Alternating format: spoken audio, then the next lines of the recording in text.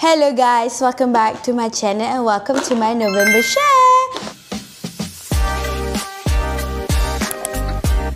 So hari ni day 17, 18, 19 tak silap aku. Alhamdulillah dah 19 hari saya membuat series ini. Hari ni aku nak share 3 barang dapur lagi yang aku rasa pun simple, cantik dan berguna gitu. So first item is this botoy sauce. Botoy sauce ni aku beli dekat Eco Shop actually. Tapi aku jumpa sebiji macam ni dekat Shopee lagi murah. Lagi berbaloi yang pembeli. So this is the bottle sauce. Very simple, minimalist. Sorry lah guys, anak saya buka lagu kereta dia. Macam biasa lah, okay. Yang ni aku beli besar sangat guys. 900ml. Actually sangat besar. Kalau hampa nak letak sos, okay. Tapi kalau nak letak benda-benda macam sos tiram yang sikit-sikit tu, dia tak berbaloi sangat lah. Hampa beli yang saiz kecil sikit. 900 ni memang sangat besar. Aku letak sos refill 1 paket. Memang besar, gemuk gendul. Faham tak? Alamak, azan lah.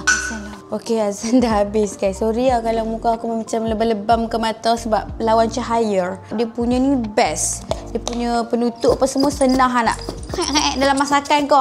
Dia macam seronok. Kalau dia punya botol kaca tu, kena buat macam susah kan? Kalau macam ni hanya kuek dia keluar je tu. Senang. Aku memang suka. Dia bukan setakat cantik tapi dia function untuk aku. That's why aku share.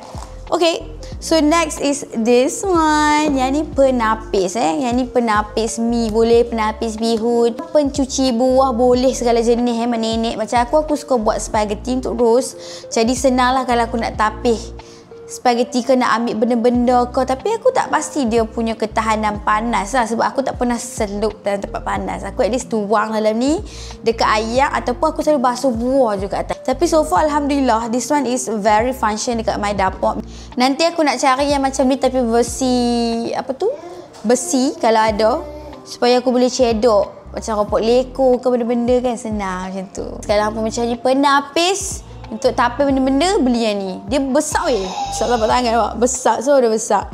Ini fashion gila. Dekat hujung ni ada hook tau. So hang boleh gantung juga kat mana-mana ataupun simpan. Last is this bekas. Bekas ni ada jual dekat Eco Shop, DIY pun ada, Shopee pun ada. So this is bekas untuk aku simpan sayur, ikan, sotong, daging, segala jenis mak nenek, okay. Lepas tu dalam dia ni dia ada penapis macam ni. Benda ni macam function tak function. Sometimes dia function untuk simpan ikan apa semua, function lah kan. Boleh buang air ikan apa semua. Tapi sometimes aku tak guna pun binatang alam ni. Aku terus guna bekas dia je. Sebab bekas dia ni kecil. Dia bukan kecil lah. Dia macam kalau hang susun tu dia muat-muat peti.